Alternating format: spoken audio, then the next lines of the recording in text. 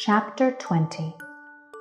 But it happened that after walking for a long time through sand and rocks, at last the little prince came upon a road, and all roads lead to the houses of men. "Good morning," he said. He was standing before the rose garden. "Good morning," said the roses. The little prince looked at them. They all looked like his flower. "Who are you?" he demanded, shocked. "We are roses," the roses said. And he was overcome with sadness. His flower had told him that she was the only one of her kind in all the universe, and there were 5,000 of them in one single garden. She would be very much annoyed, he said to himself. If she should see that, she would cough most extremely, and she would pretend that she was dying, and I should be forced to pretend that I was nursing her back to life.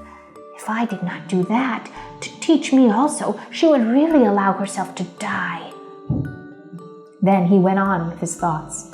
I thought that I was rich, with a flower that was unique in all the world. But all I had was a common rose and 3 volcanoes that come up to my knees, and one of them perhaps dead forever. That doesn't make me a very great prince. And he lay down in the grass and cried. Chapter 21.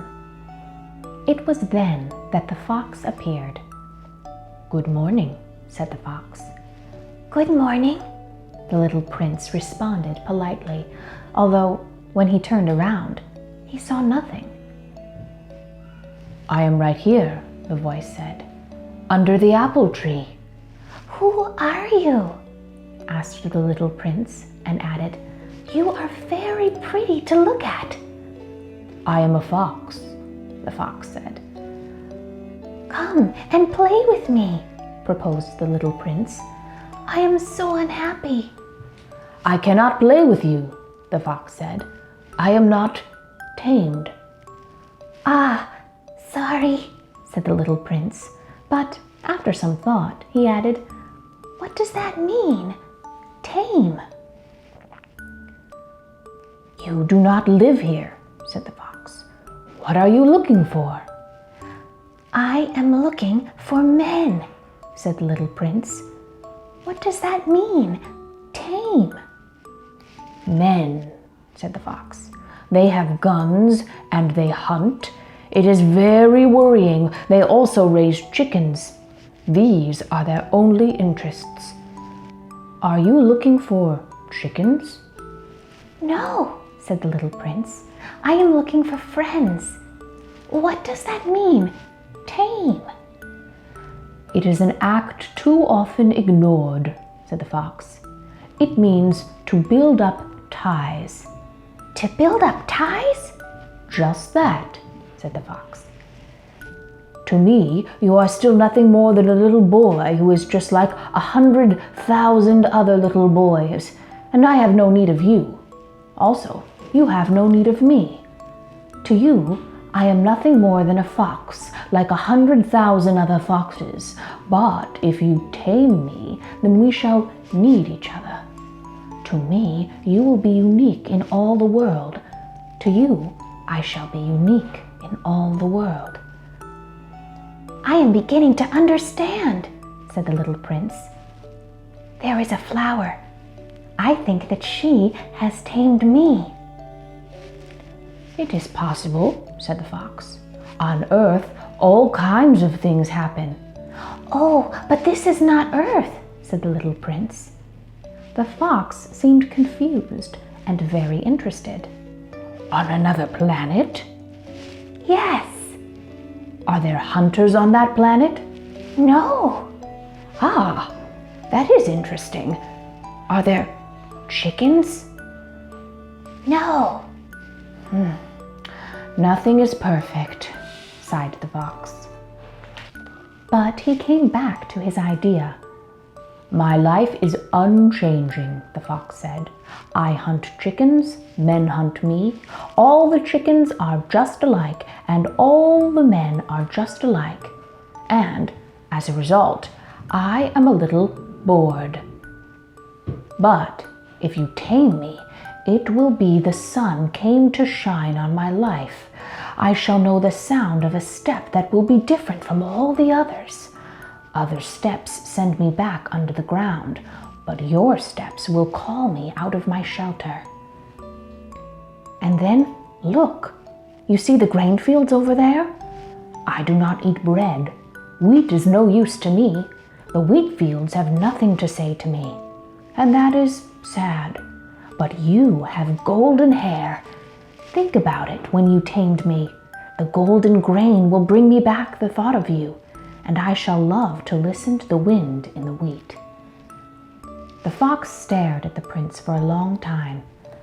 Please, tame me, the fox said. I want to, very much, the little prince replied, but I don't have much time. I have friends to find and a great many things to understand.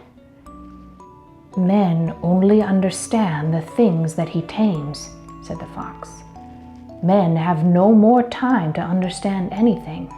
They buy things already made at the shops, but there is no shop where one can buy friendship, and so men have no friends anymore.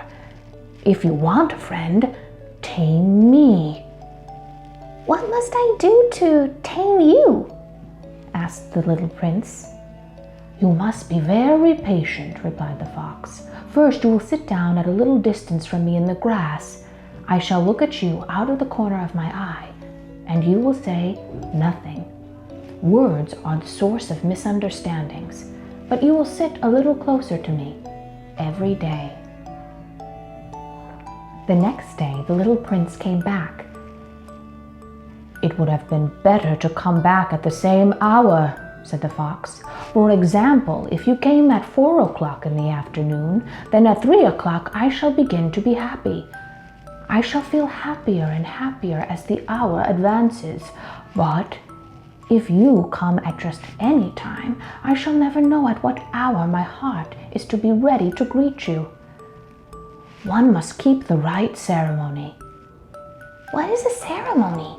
Asked the little prince. Those also are actions too often ignored, said the fox. The ceremony is what make one day different from other days, 1 hour from other hours. For example, there is a ceremony among my hunters. Every Thursday they dance with the village girls. So Thursday is a wonderful day for me. I can take a walk as far as the vineyards. But if the hunters danced at any time, every day would be like every other day, and I should never have any vacation at all. So the little prince tamed the fox, and when the hour of his leaving came closer, "Ah," said the fox, "I shall cry." "It is your own fault," said the little prince. "I never wished you any sort of harm, but you wanted me to tame you." "Yes, that is so," said the fox. "But now you are going to cry," said the little prince. "Yes, that is so," said the fox. "Then it has done you no good at all." "It has done me good because of the golden wheat fields," said the fox. And then he added, "Go and look again at the roses. You will understand now that your rose is unique in all the world. Then come back to say goodbye to me, and I will make you a present of a secret." The little prince went away to look again at the roses. "You are not at all like my rose," he said. "No one has tamed you, and you have tamed no one. You are like my fox when I first knew him. He was only a fox like 100,000 other foxes, but I have made him my friend, and now he is unique in all the world." And the roses were very much ashamed. "You are beautiful, but you are empty," he went on. "No one could die for you. Ordinary people would think that my rose looked just like you, but she is more important than all the hundreds of you other roses, because it is she that I have watered. put under the glass cup, sheltered behind the screen, killed the worms, except the 2 or 3 that we saved to become butterflies. And I have listened to when she complained or said prideful things, or even sometimes when she said nothing, because she is my rose. And he went back to meet the fox. Goodbye, he said. Goodbye, said the fox. And now, here is my secret. It is only with the heart that one can see rightly. What is essential is invisible to the eye. What is essential is invisible to the eye. The little prince repeated so that he would be sure to remember. You have wasted time for your rose. That makes your rose so important. Chapter 22. Good morning, said the little prince. Good morning, said the railway switchman. What do you do here? The little prince asked. I make packs of travelers in groups of 1,000, said the switchman. And I send off the trains with the groups, now to the right, now to the left. And an express train full of light shook the switchman's cabin as it rushed by with a loud sound like thunder. They are in a great hurry, said the little prince. What are they looking for? Not even the engineer driver knows that, said the switchman. And the second express train full of light thundered by in the opposite direction. Are they coming back already? Demanded the little prince. These are not the same ones, said the switchman.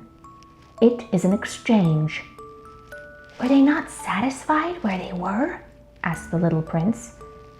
No one is ever satisfied where he is, said the switchman. And they heard the sound of thunder of a third fully lighted express. Are they following the first travelers? Demanded the little. They are following nothing at all, said the switchman. They are asleep in there, or if they are not asleep, they are yawning. Only the children are flattening their noses against the windows. Only the children know what they are looking for, said the little prince. They waste their time over a doll, and it becomes very important to them, and if anybody takes it away from them, they cry. They are lucky, the switchman said. Chapter 23. Good morning, said the little prince. Good morning, said the merchant.